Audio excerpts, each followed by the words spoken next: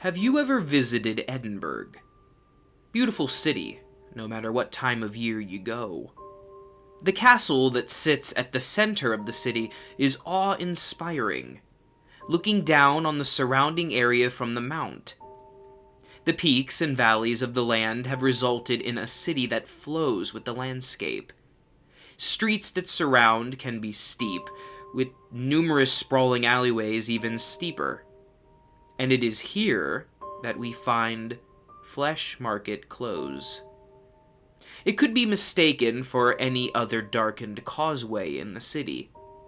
It sits among the shops and tourist traps, relatively non-threatening, and can be used as a shortcut to get down to the station if you're in a hurry. The name has been justified, though some who point out that flesh markets were a local term for butchers, and others who suggest it's a hangout of women of the first vocation. These are incorrect. There is a market on the close, but flesh is not the product. It is the currency. Market hours are dusk until dawn, and the entrance fee is one mouthful of your own blood. Prepare a glass, and progress down the alley. As you get halfway down, swig from the glass and spit it against the wall. The blood will bubble and spread across the wall, coagulating into a hardened scab. This will then start to flake and scatter. A rather anticlimactic door will be revealed beneath. Stepping through is disorientating, as logic will tell you that you are stepping into a building. The space you're stepping into has no walls, with darkness shrouding the edges. It is at the penumbra that a number of stalls are set up, run by individuals who look like market traders from across the globe. From Arabian merchants to Cockney grocers to New York street conmen. All of their clothes are splatted with blood and offal. These figures will entice you to come speak with them, and will gesture to numerous signs around their stalls regarding the sales they are currently having. Upon approaching one of the stalls, they will start to pressure you to make a deal with them. You are certainly welcome to do so, and the products that are available are certainly worth consideration. Starting at the cheap end of the spectrum, you may wish to offer one breath. A lungful will net you knowledge of the weather for the next day. In itself, a rather pointless purchase in this age of smartphones and the Met Office, but centuries ago invaluable. Taking this offer will result in the seller reaching out with his hand flattened, then quickly grasping it into a fist. The air will literally be stolen from your lungs and cause a few moments of gasping as you catch your breath. Are you attached to your fingers? How attached? I mean, do you reckon that you could do without your little finger? This sale will provide you instant forgiveness from any one person you desire for any wrongs you may have encroached upon them. Agreeing to this will cause the trader to grin and shout, "One Yusubu special coming right up." They will lunge forward and grab your wrist, pinning it to the table. Don't resist, because no one likes a tough sell. A flash of steel, and you'll be minus one digit. Just remember, you can only pay twice. Now make no mistake, it will hurt. There will probably be a lot of blood, and if you don't take care of the wound, it may even get infected. As the price goes up, you may want to consider taking precautions regarding what you trade. Tourniquets and sutures would certainly not go amiss. Now, some of the trades will seem familiar, and may hark back to stories and legends that have existed for millennia. This is the influence the market has had on our culture, leeching in over the centuries. A pound of flesh will make it impossible for the next person you make a trade with to regage on the deal. especially useful if you don't trust the company you keep. It has no use within the market, as of all the traders here are trustworthy, and will honor a purchase to the letter and the spirit.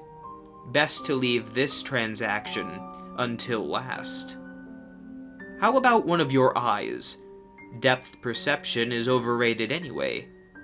Offering up one of them will allow you to converse with our avian friends. You'll be able to call down birds from the trees, and they will be able to tell you and answer any questions you may have. It is advisable that you avoid ravens. They have their own agenda, and it is not in your best interests. The salesman will grab you around the throat and slowly pry his fingers into the socket. A snap of the wrist, and your visual organ will rest in their palm. Another snap, and it will disappear. It is at this point where you may want to consider stronger measures to ensure your survival of payment. In this strange little world of ours, the market is hardly the strangest.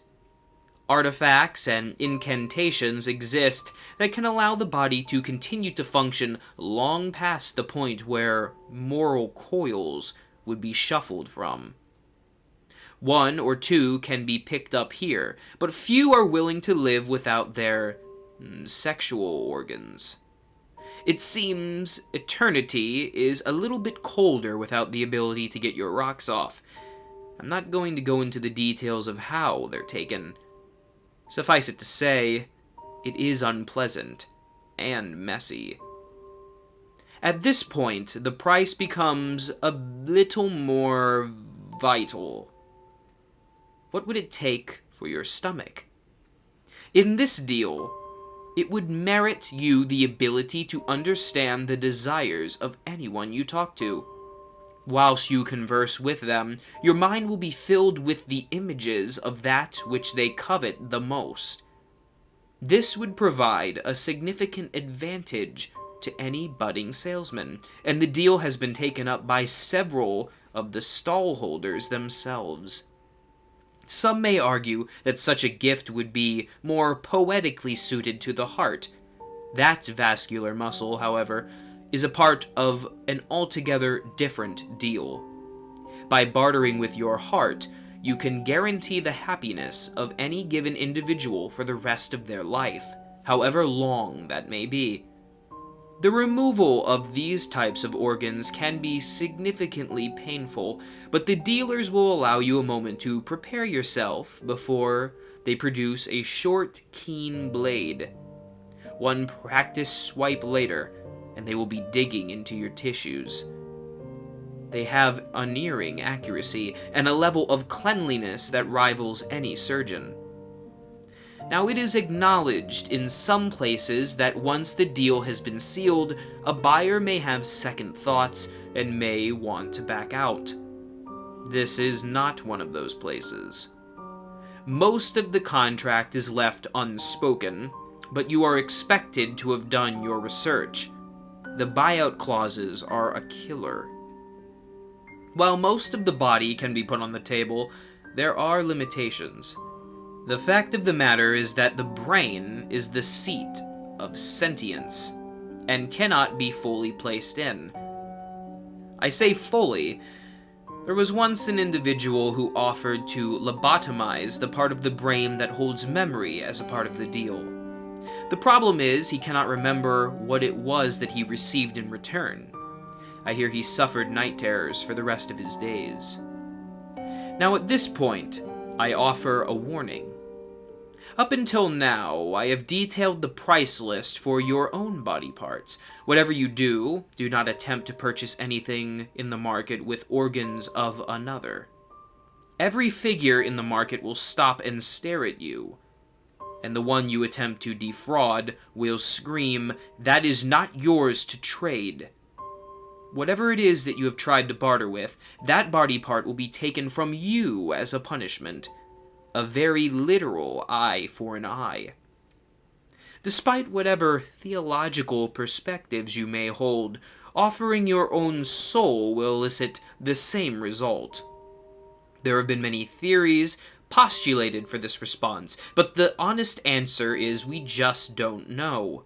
The market has been trading in blood and bone for as long as civilization has existed, though the entrance has been moved from city to city. Many have visited and shook hands with the butchers, though not quite as many got those hands back. A smart man would wonder how it is that these individuals are capable of honoring the deals they broker. A smarter man would ask himself why his body parts are of such high value in this economy. Just understand that it is supply and demand. As long as there are fools willing to supply, you shouldn't need to concern yourself with who is doing the demanding.